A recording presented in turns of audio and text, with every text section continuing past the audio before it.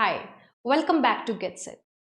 आज हम डिस्कस करने जा रहे हैं जो आज स्क्रीनिंग टेस्ट हुआ है, जो नंबर ऑफ टीचर्स ने अपीयर किया है। ऑलमोस्ट 12,000 टीचर्स ने अपीयर किया है at 42 centres across the.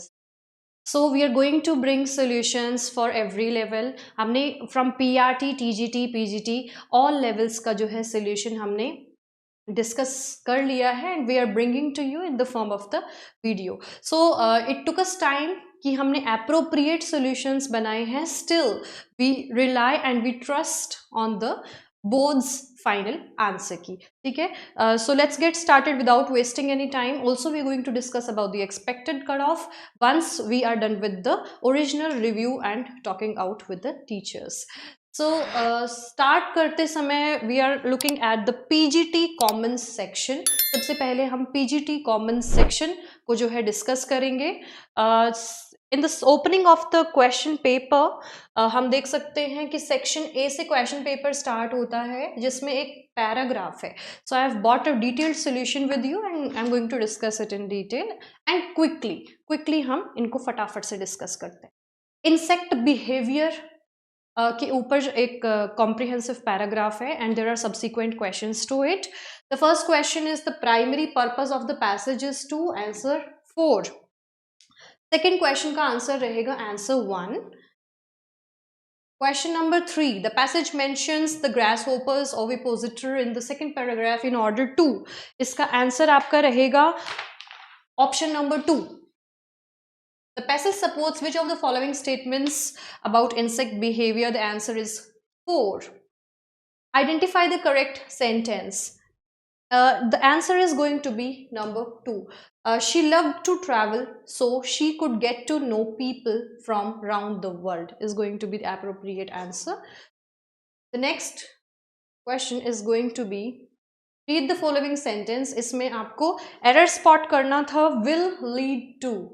This will lead to escape को हम escaping बनाएंगे, will make it a gerund for the correct usage. Next is put the sentences into correct order. The CBAD is going to be the correct answer to it. Next हम देख लेते हैं question number 8 है select the correct form of passive or active voice in the given sentence. Who knows you? So you are known to someone, you are not known by someone, you are known to someone. तो उसी के respect में जो आपका answer रहेगा to whom are you known. आप कभी भी known by नहीं कहते, आप known to कहते हो, तो उसी के रिस्पेक्ट में आंसर रहेगा to whom are you known. Question number 9. Read the following sentences, find out the error. So इसमें आपका रहेगा are coming in जिसमें आएगा out, are coming out according to the phrase. Next I am sorry for what? I am sorry for मेरा late आना। ठीक है, मेरा आंसर्स लेट लेकर आना, for that I am sorry. तो इसमें हम बोलेंगे I am sorry for my getting late. ठीक है, माई वाला ऑप्शन जो है करेक्ट रहेगा। She is fond of being what? She is fond of being admired. ठीक है, उनको एडमायरेशन पसंद है। Next question number 13. improve the given sentence. The correct answer is neither did he know the pros. No तो बिल्कुल ही गलत है यहाँ पे.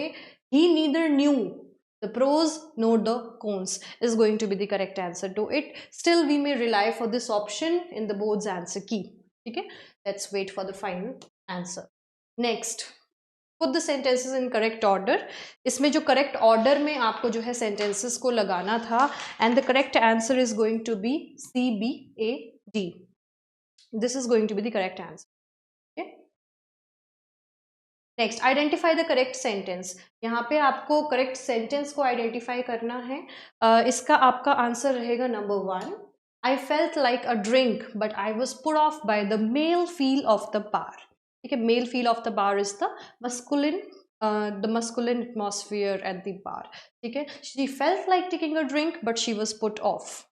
क्वेश्चन नंबर 16 रहेगा ग्रेट मैनी साइंटिस्ट्स. तो इसमें अ ग्रेट मैनी साइंटिस्ट्स आएगा.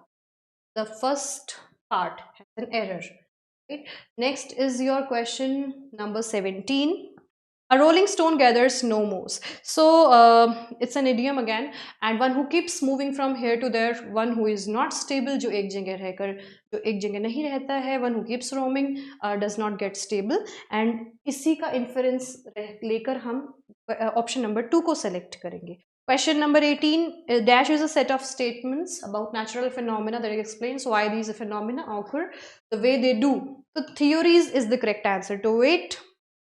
इम्प्लिसिट लर्निंग मतलब अपने आप जो लर्निंग होती है, ठीक है, उसको अलग से करके किसी एक्सपेरिमेंट या किसी प्रैक्टिकल लर्निंग को एग्जीक्यूट करके नहीं होती है, अपने आप से होती है.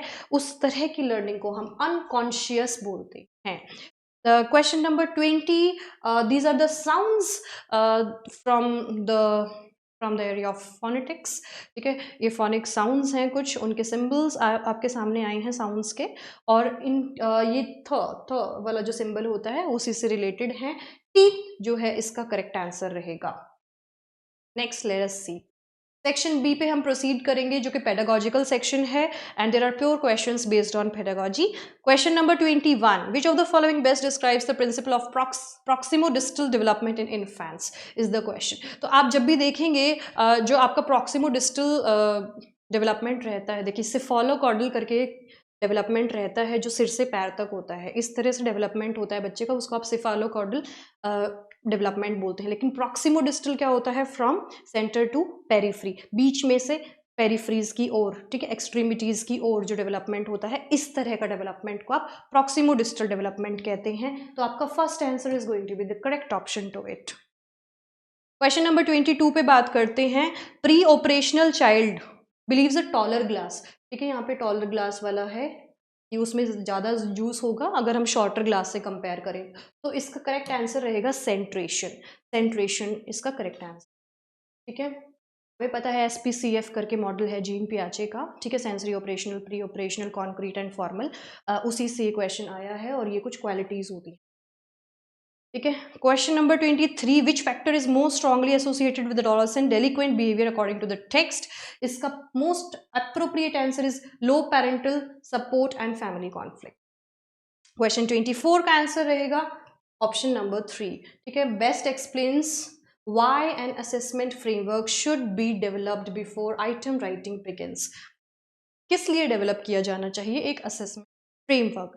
To guide item writers on the content, structure and skills to be assessed. क्योंकि हमें इन चीजों को बच्चों के असेस करना है, इसीलिए.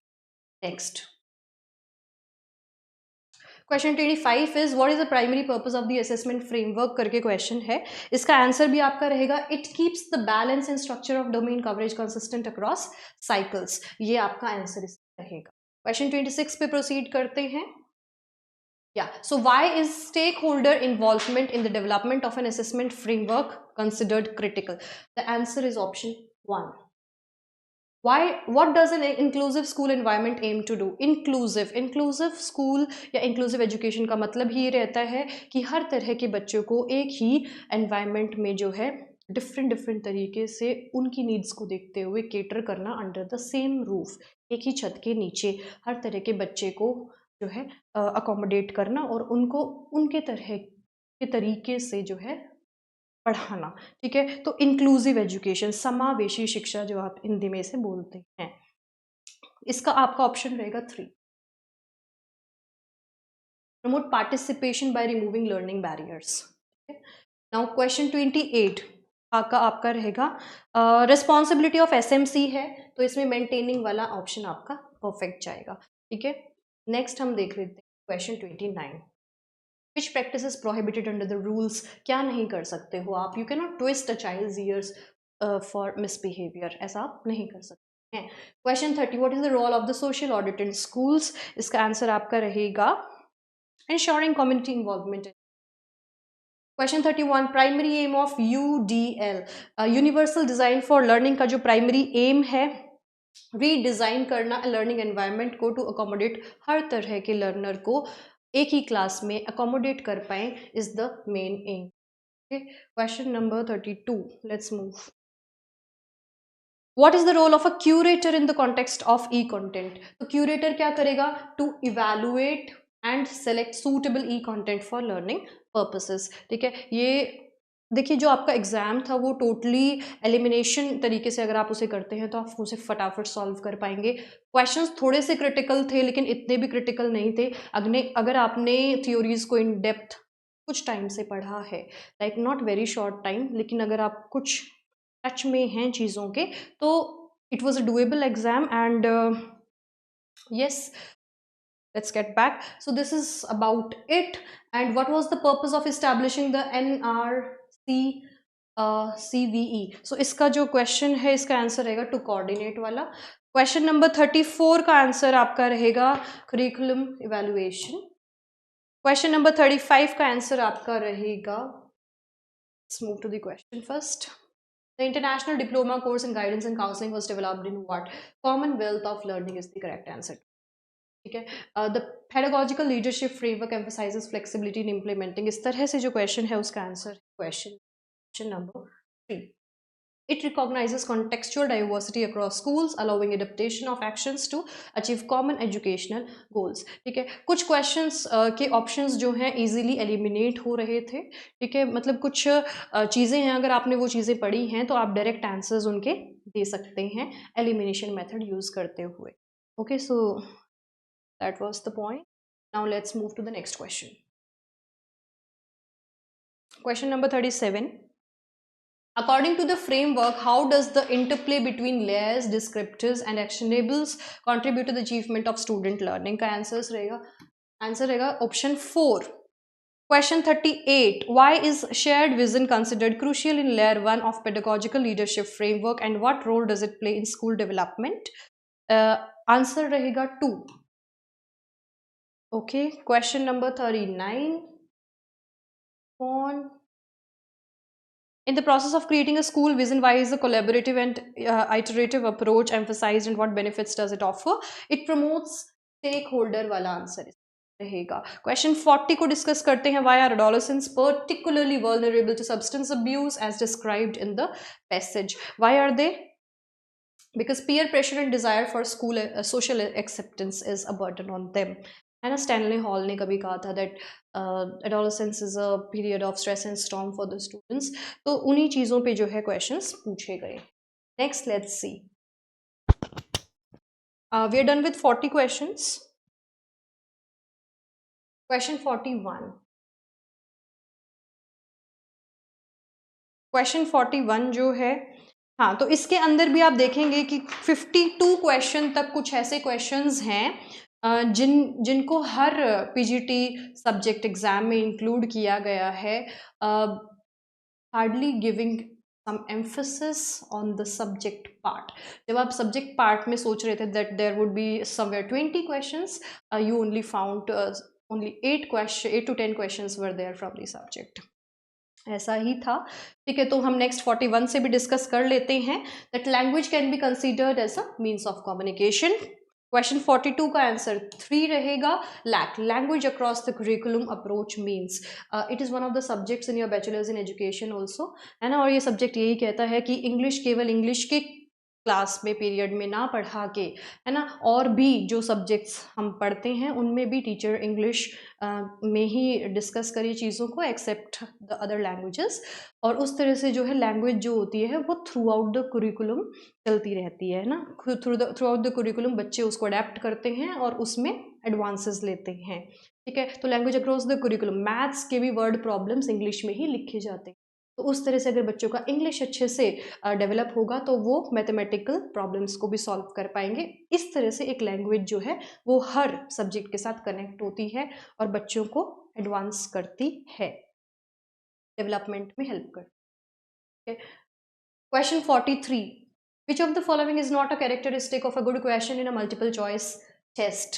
क्वेश्चन 43 का आंसर आपका रहेगा डिफिकल्ट वोकैबुलरी। बिल्कुल भी एक अच्छा चॉइस नहीं है क्योंकि चीज़ें क्लियर और सिंपल होनी चाहिए। Question 44 is which of the following is a type of conceptual problem generally found in PGT exams? इसका आंसर रहेगा option 3। Question 45, which of the following are the most influential factors of learning? इसमें आप decide करेंगे all of the above is going to be the most appropriate option, but education policies are still in doubt if they are going to consider, वरना aptitude, interest और motivation तो factors होते ही हैं। education policies can also be the factor, an external factor. So let's see. The major objective of education is developing innate abilities and qualities of the students. Question 47 discuss कर लेते हैं. Which of the following is the best interdisciplinary approach teaching?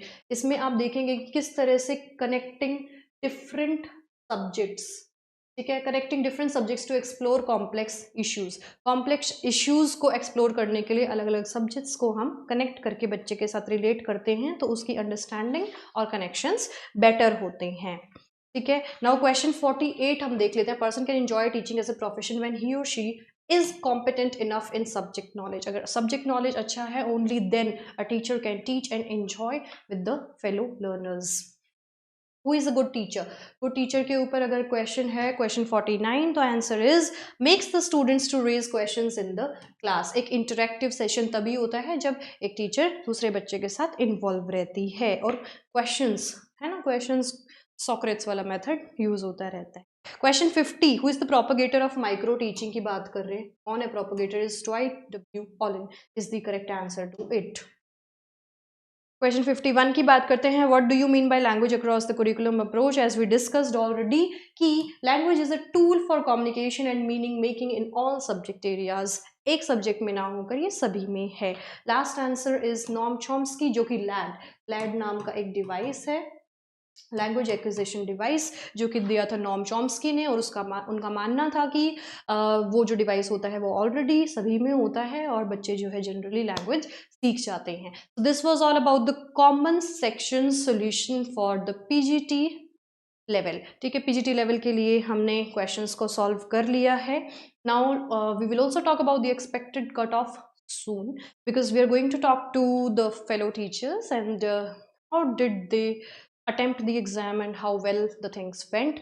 So हमने बहुत जल्दी से, है ना, in quick, बहुत क्विक तरीके से, एक स्विफ्ट तरीके से हमने आपको सॉल्यूशंस प्रोवाइड किए हैं और बहुत एप्रोप्रिएट सॉल्यूशंस जो है प्रोवाइड किए हैं. Still let us wait for the final answer key, the official answer key, and will discuss the cut off soon.